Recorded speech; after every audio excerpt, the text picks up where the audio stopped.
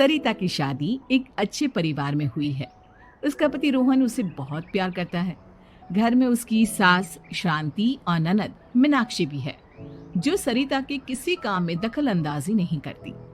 लेकिन फिर भी सरिता को ऐसा लगता है कि दुनिया की सबसे ज्यादा बेचारी बहू वही है और सबसे ज्यादा अत्याचार उसी पर हो रहा है।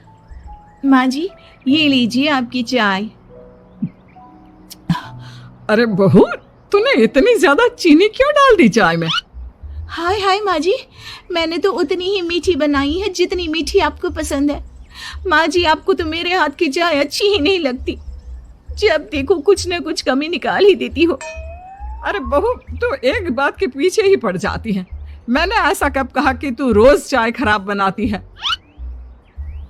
सरिता अपने कमरे में चली जाती है और फोन उठाकर अपनी माँ से बात करती है। हेलो माँ, कैसी हो आप? क्या कर रही हो? मैं तो ठीक हूँ, पर तू बता, तेरा मूड कैसा है? तेरी आवाज से लग रहा है कि कुछ तो हुआ है तेरे ससुराल में। अरे क्या बताऊँ माँ, यहाँ तो हर समय मेरे साथ बहुत बुरा व्यवहार होता है। मैंने अपनी सास के लिए इतनी अच्छी चाय बनाई, लेकिन मेरी सास चाय पीते ही मुझे 4 बातें सुना दी। बेटी, तू इतनी छोटी छोटी बातों पर ध्यान ही क्यों देती हो? तुम्हारी सास ने कुछ बोल भी दिया तो क्या हो गया? वो बड़ी है ना तुझसे। माँ ने इतना समझाया, लेकिन इस बात का सरिता पर कोई असर नहीं हुआ। अपनी बेचारी बहू की छवि वो बदलना ही नहीं चाहती। आज आप ऑफिस से आने के बाद मुझे लेकर चलना ना। भाभी, मुझे भी कुछ किताबें खरीदनी है। आप दोनों जा ही रहे हो तो मेरी किताबें भी ले आना। लो, अभी तो बात ही की है बाजार जाने की, तो एक फरमाइश आ गई। माँ जी, आप भी बता दो कुछ, और हाँ, मोहल्ले वालों से भी बोल दो अगर वो कुछ मंगवाना चाहते हो तो। बेचारी मीनाक्षी अपना सा मुंह लेकर रह गई। ये सब देखकर रोहन से चुप नहीं रह गया और वो गुस्से में बोला, सरिता, क्या हो गया है तुम्हें? मीनाक्षी ने तो सिर्फ किताबों के लिए बोला है। तुम्हें मीनाक्षी से इस तरह से बात नहीं करनी चाहिए। माफी मांगो उससे अभी। क्या? मैं माफी मांगू? दिन भर आपके घर के काम करूं मैं, आपकी और आपके घर वालों की बातें सुनूं मैं, और अब माफी भी मैं मांगू? ऐसा कभी नहीं हो सकता। ये बोलकर सरिता वहां से चली जाती है। एक दिन उनकी पड़ोसन घर आती है। अरे सरिता, क्या कर रही है? और क्या करूंगी भाभी जी, बस घर का काम ही कर रही हूँ। आप बताओ कैसे आना हुआ? अरे मैं तो तुम्हारा हालचाल पूछने आई थी, लेकिन तुम तो बिजी लग रही हो। कोई बात नहीं, मैं बाद में आ जाऊंगी। और क्या करूं भाभी जी, जब से शादी होकर आई हूं ना, बस काम ही कर रही हूँ। और इस घर में ना कोई मेरी कदर नहीं करता। पति है जो बस घर से ऑफिस, ऑफिस से घर। ननद को तो कॉलेज से फुर्सत नहीं। बची सास तो उनका सारा समय मेरी गलतियां निकालने में लग जाता है। अरे ये क्या कह रही हो सरिता? तुम्हारी सास तो पूरे मोहल्ले में तुम्हारी तारीफ करती फिरती है कि तुम बहुत अच्छी हो, पूरा घर तुम्ही ने संभाल रखा है। हाँ तो क्या हुआ, इसमें गलत क्या कहती है? सच्ची तो कहती है। मेरी मर्जी के बिना इस घर का पत्ता भी नहीं हिलता। शाम को जब रोहन घर आया तो उसने सबसे कहा, कल हम सबको मौसी जी के घर जाना है। उनकी बेटी की शादी है। सब अपनी अपनी पैकिंग कर लो, सुबह होते ही निकल जाएंगे। और सरिता, तुम कान खोलकर सुन लो, वहां जाकर किसी की बुराई भलाई शुरू मत कर देना, नहीं तो मुझसे बुरा कोई नहीं होगा। हाय हाय जी, आप तो ऐसे कह रहे हो जैसे मैं सुबह शाम सबकी बुराई करती फिरती हूँ। आज तक कोई कह नहीं सकता कि मैंने किसी की पीठ पीछे किसी के बारे में कोई बुरी बात बोली हो तो। अरे बस बहू, बात को और ज्यादा आगे मत बढ़ा। हमें सब पता है तू हमारे साथ क्या व्यवहार करती है। ये बात घर तक रखना, शादी में किसी को कुछ मत बोलना, नहीं तो सब कहेंगे कि शांति की बहू कितना बोलती है। हाँ हाँ, सब कुछ तो मैं ही बोलती हूँ ना। आप लोग तो हर समय फूलों की बारिश करते रहते हो मेरे ऊपर। सारी गलती मेरी है जो मैं इस घर में आई। सबका कितना ध्यान रखती हूँ, लेकिन फिर भी मेरी तो आप लोगों की नजर में कोई कदर ही नहीं है। अगली सुबह सब लोग मौसी जी के घर पर चले जाते हैं। वहां पर शादी का माहौल होता है।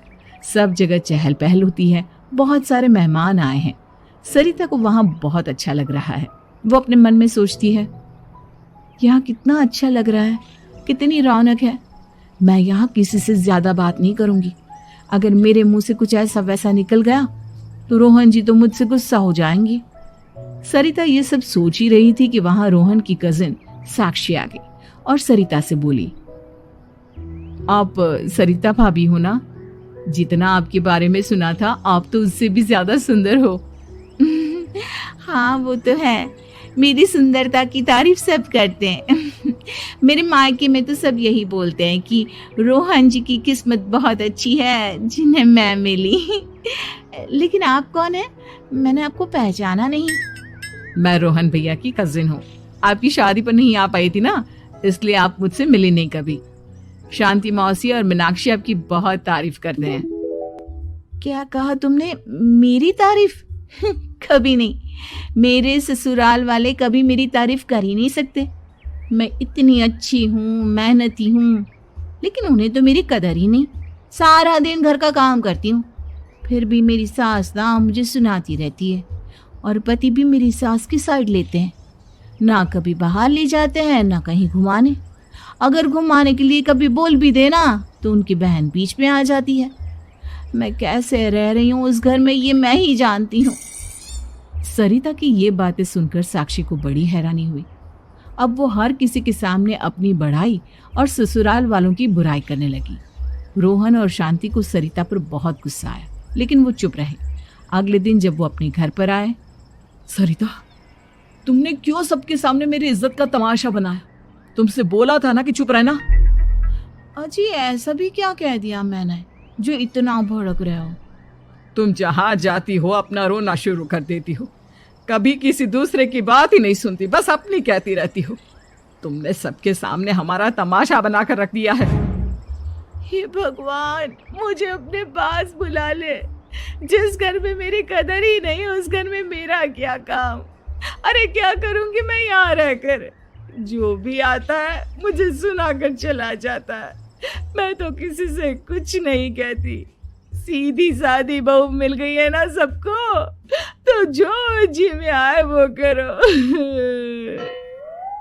सरिता ने अपने आगे किसी को कुछ बोलने ही नहीं दिया और उस दिन भी उसने सबके सामने खुद को बेचारी बना ही दिया।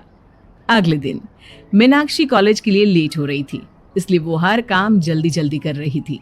अपना नाश्ता लेने किचन में गई और पतीले में रखे गरम दूध को गिलास में डालने लगी। दूध का पतीला उसके हाथ से छूट गया और गरम गरम दूध उसके हाथ पर गिर गया। ओए माँ, हाय मेरा हाथ, माँ मेरा हाथ जल गया। मीनाक्षी की आवाज सुनकर सरिता दौड़ती हुई आई। ये क्या किया तुमने? तुम्हें नाश्ता चाहिए था तो मुझसे बोल देती, मैं क्या मना कर देती? अब पता नहीं कितने दिन की मुसीबत पाली तुमने। सरिता मीनाक्षी को उसके कमरे में ले गई और उसका बहुत ख्याल रखा। उसका इस तरह से ख्याल रखना शांति और रोहन को थोड़ा अजीब लगा। माँ, सरिता के दिमाग का भी कुछ पता नहीं। कल शादी में सबको इतना कुछ बोल कर आई है हमारे बारे में, और अब मीनाक्षी की कितनी अच्छी देखभाल कर रही है। ये ऐसा क्यों करती है? बेटा, तेरी बीवी की ना आदत हो गई है सबके सामने खुद को बेचारी दिखाने की, और आदत इतनी जल्दी नहीं बदलती। जब ये बोलना शुरू करती है तो रुकने का नाम ही नहीं लेती, इसलिए इसे पता ही नहीं चलता कि ये किसके सामने क्या बोली जा रही है। लेकिन दिल की बहुत अच्छी है।